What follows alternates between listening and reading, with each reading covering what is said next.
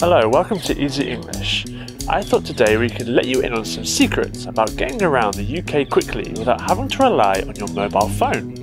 So, let's say you're like me, lost while driving around, and look, your mobile phone has suddenly died.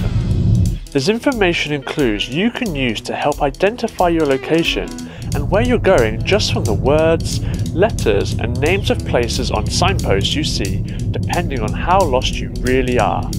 Let's go.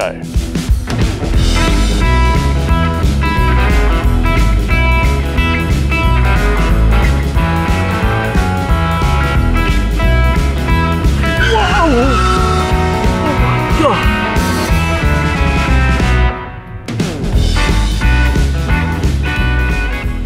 Thanks to the Anglo-Saxons, the places of towns and cities in the UK can help give you a hint as to where you are in the land. For example, a ford is an Old English word for a shallow place in a river where you can cross easily.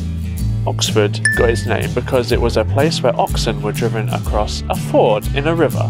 The same rule applies to places such as Bradford, Watford and Stafford. A port is a town or city with a harbour or access to water where ships load or unload, such as Gosport, Newport or Stockport. Places with mouth as the suffix literally refers to the mouth of a river, such as Plymouth, Bournemouth and Portsmouth. And how about the roads you're lost on? How do you know the difference in what kind of road they are? Well, here are some tips. How to tell if you're on a motorway.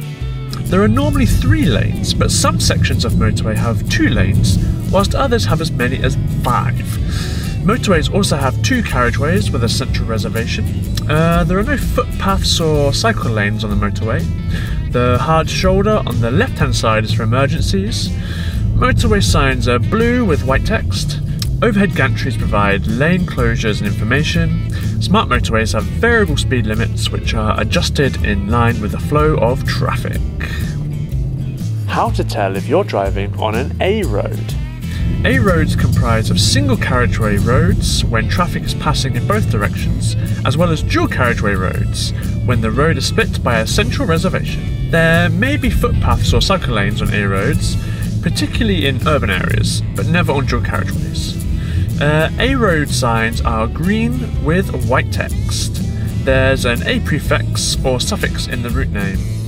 How to tell if you're driving on minor BC roads. Minor roads, or non-primary routes as they're often called, B and C roads, only ever have a single carriageway.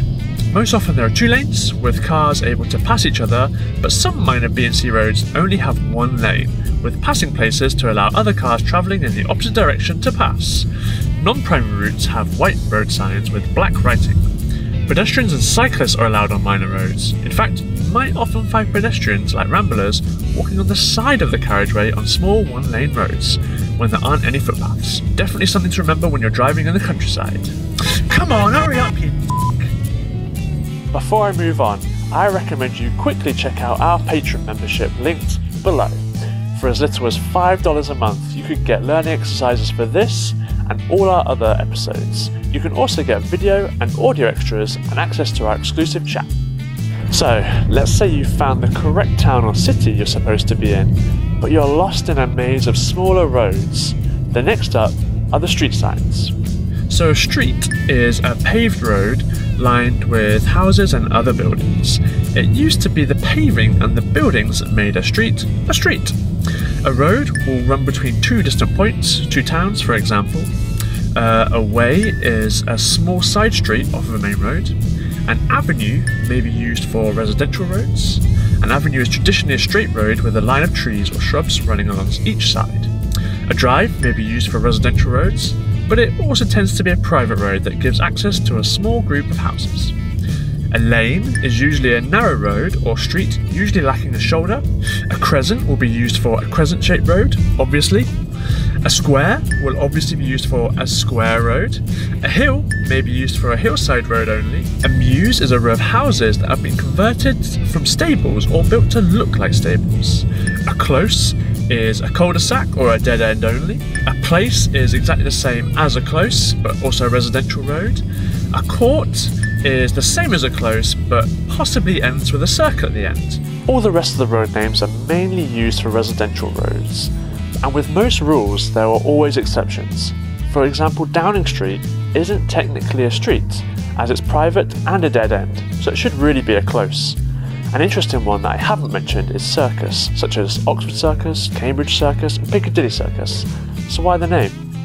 It's all to do with the etymology of the word circus and its Latin root circus coming from the Latin word circ, for circle.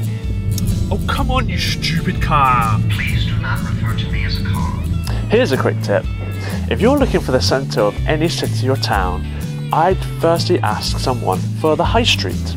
A high street is generally at the centre and filled with restaurants and shops, so you can ask in most places for their high street when you're looking for the main shopping district. The same principle also exists for building names in the UK.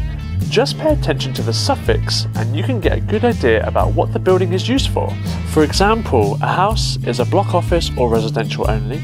A lodge, apartments and mansions are all residential. A court is for block offices or residential. A point is a high block residential only. A tower is block offices or residential. And heights are block offices or residential. So there you go. Hopefully you'll find your way around all of our UK cities and towns. Let us know in the comments below if you have any more suggestions, and we'll see you next time. Bye. Come on! Get a move on, you f***ing